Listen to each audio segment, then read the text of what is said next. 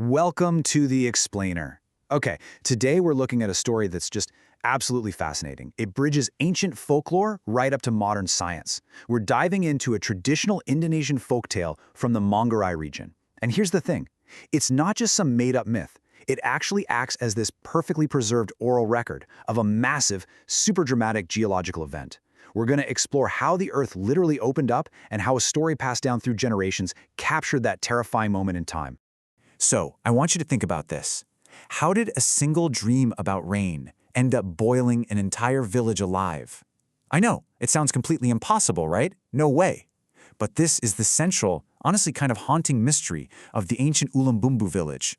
We're going to break down exactly how a simple, totally innocent wish for a cool breeze turned into a devastating geothermal catastrophe, one that literally erased an entire community from the map in the blink of an eye.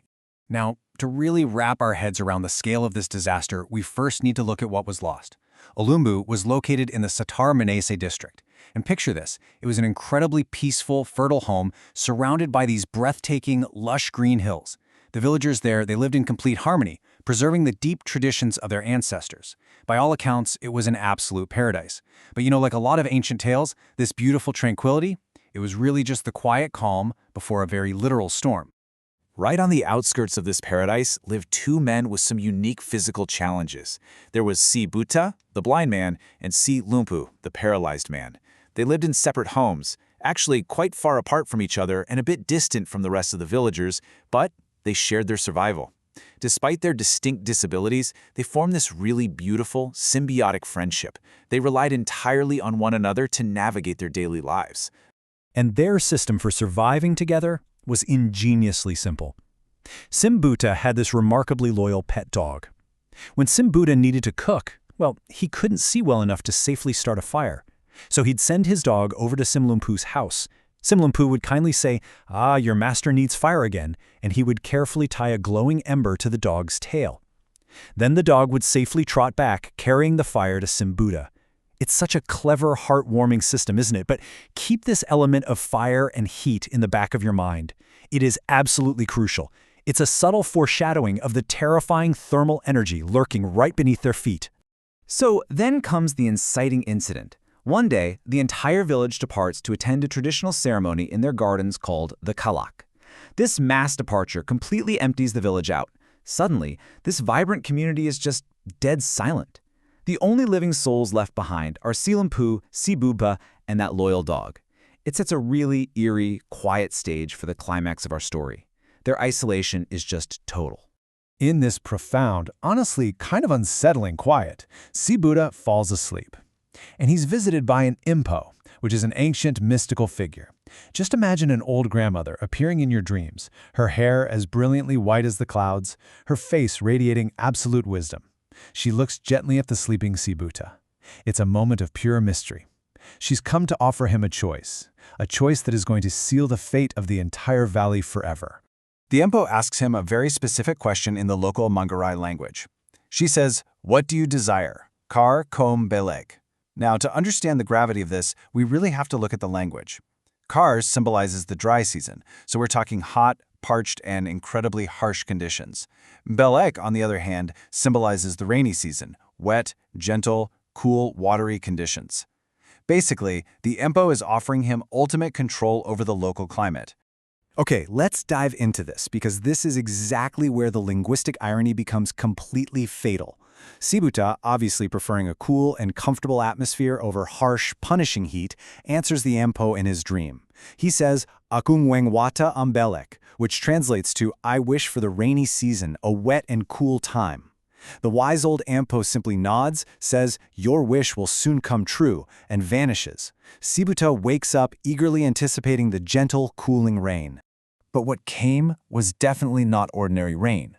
Suddenly, the ground of Ulumbu shakes violently. A deafening rumble echoes from deep beneath the earth, and then, boom! A massive eruption of boiling hot water bursts straight out of the ground. It shoots high into the air, spreading rapidly throughout the entire village. The boiling water destroys absolutely everything in its path. Houses collapse instantly, trees fall, fields just vanish. Sibuta, his loyal dog, and Silumpu are all swept away and killed by this powerful, scalding surge before they even have a single second to react. So, the crucial point here is how the village elders later interpreted this massive tragedy. See, Saibuta asked from Belek, water, and the earth gave him water, just like the Empo promised, only it was boiling geothermal fluid. The elders actually believed that if he had chosen Kar, that symbol for heat and harshness, the earth would have unleashed actual fire, burning rocks, and a devastating volcanic magma eruption.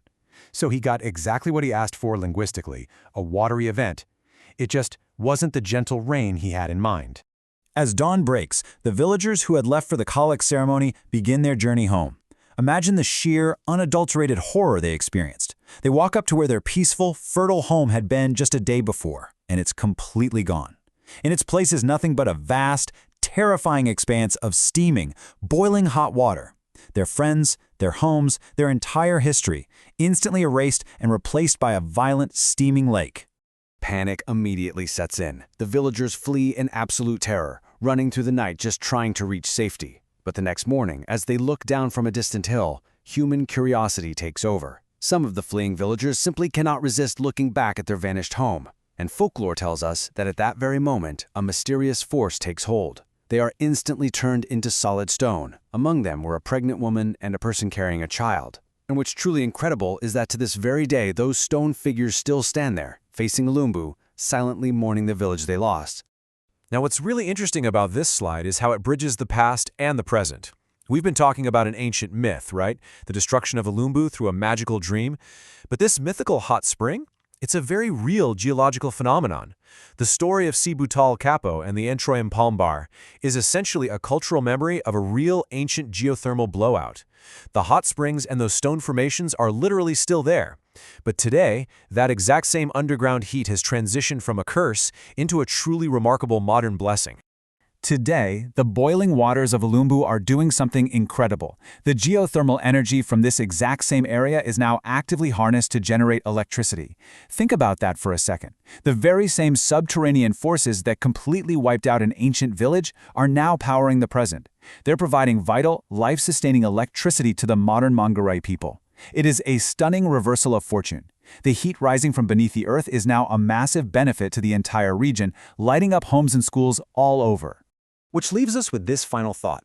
The Legend of Ulumbu isn't just a story about a blind man's tragic wish. It's a profound reminder that nature is capable of delivering both absolute disaster and incredible blessing. How do we, as a modern society, continue to harness nature's most destructive, terrifying forces for the greater good? How do we turn the next geological tragedy into a technological triumph? It's something deeply fascinating to think about the next time you turn on a light switch. Thank you for joining me on this explainer, and I'll see you next time as we use our slides to dive into another incredible topic.